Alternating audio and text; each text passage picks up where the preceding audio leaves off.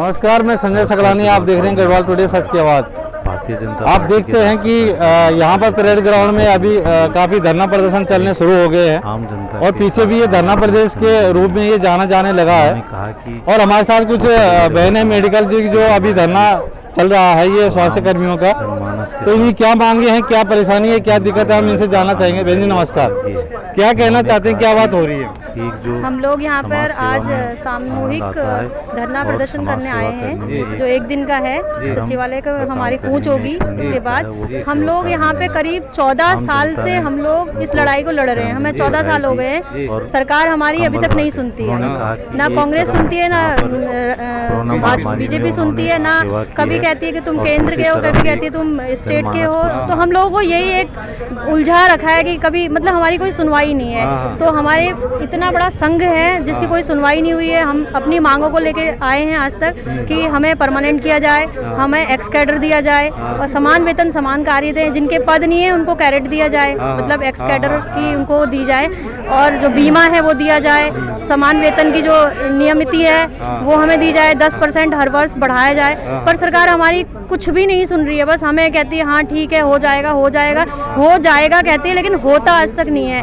आज तक हमारे मुद्दे कभी आगे गए ही नहीं है। सचिवालय तक हमारी बात गई ही नहीं है, ना ही मुख्यमंत्री तक जाती है, ना स्वास्थ्य मंत्री तक। जब भी हम उनसे मिलते हैं वो कहते हैं बस इस कैबिनेट में आपका मुद्दा आएगा आएगा आएगा, लेकिन आज तक कभी नहीं आया। हमें 14 साल हो गए हैं और हम हमारा जो मिनिमम जो वेतन है 5,000 से स्टार्ट है और 14,000 से ऊपर किसी का भी नहीं है। तो जैसे कि अभी ये एक तब यार धरना स्थल है, वहाँ पर भी अनेकों धरने पे बैठे हुए हैं। अभी चाहे वो यूपीसीएल पिटकुल वालों का ले लीजिए, चाहे वो होम्योपैथी का ले लीजिए, अनेकों वहाँ पे धरने होते हैं। तो आपने अभी पहली बार ही किया है कि अभी? हम 14 साल में हर बार हमारी ये लड़ाई लड़ी जाती है। हर बार हम लोग आते हैं, हर बार हम जाते हैं, खाली हाथ जाते हैं। हम आते तो हैं सरकार के पास अपनी बातें सुनने के लिए, पर सरकार हमारी सुनती ही नहीं है। अभी तक हम लोगों का कोई न वेतन, देखिए आप उपनल वालों का देखिए, उनका बढ़ा दिया जाता है। और हमने इतने कोरोना काल में कितने साथियों को गवा दिया है, कितने जा रहे हैं, कितने उस कारागार में अभी फंसे हुए हैं। देखिए ना कितनी बड़ी बीमारी लगी हुई है, लेकिन फिर भी हमारी कोई सुनवाई नहीं है। सरकार ने स्वास्थ्य कर्मी एनएचएम के लिए कुछ भी नहीं किया। हमारे जो स्वास्थ्य कर्मी एनएचएम है उनको आउटसोर्स में डालने के लिए रणनीति चल रही है। हमें संविदा से हटा करके आउटसोर्स में डाला जा रहा है। हमारे साथ और भी है, जानना चाहेंगे आप क्या कहना चाहते हैं?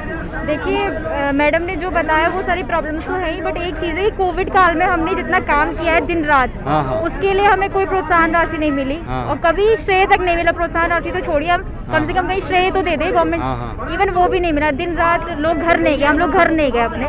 इतना प्रॉब्लम होता था, ड्यूटीज करनी है, सैम्पलिंग करनी है। अभी टीकाकरण चल रहा है, पूरा हमारे ऊपर है, टीकाकरण भी हमारे ऊपर ही है, सब चीज़ें करनी है, बट उसके लिए कोई कुछ हमारे लिए भी तो कुछ चीज़ें। जैसे कि आप जानते हैं कि एएनएम कर्मचारियों को अभी टीकाकरण में लिया जा रहा है, अभी लिया जा रहा है। तो हमारे संज्ञान में आया कि जिन डॉक्टरों को ये एक टेंडर के मुताबिक लिया गया था उन्हें कैंसिल हो गया है।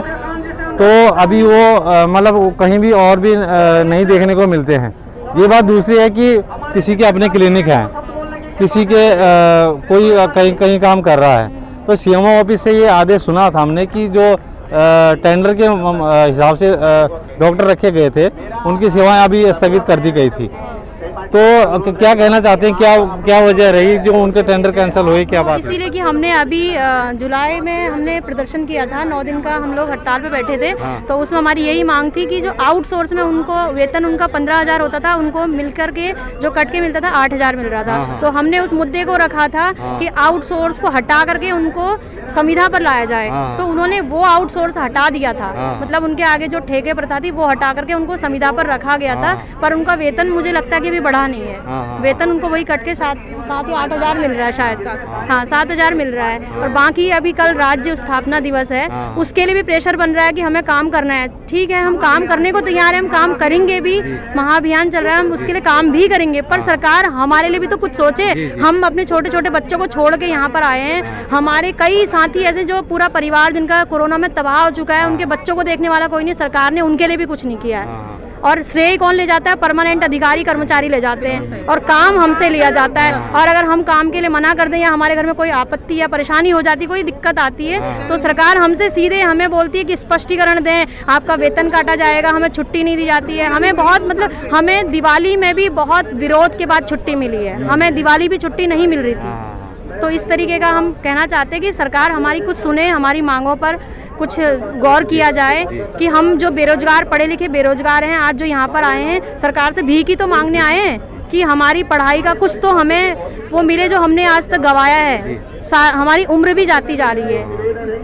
तो किस तरीके से यहाँ पर एक मेहनत करने के बावजूद भी ये अपने हक के लिए जूझना पड़ रहा है।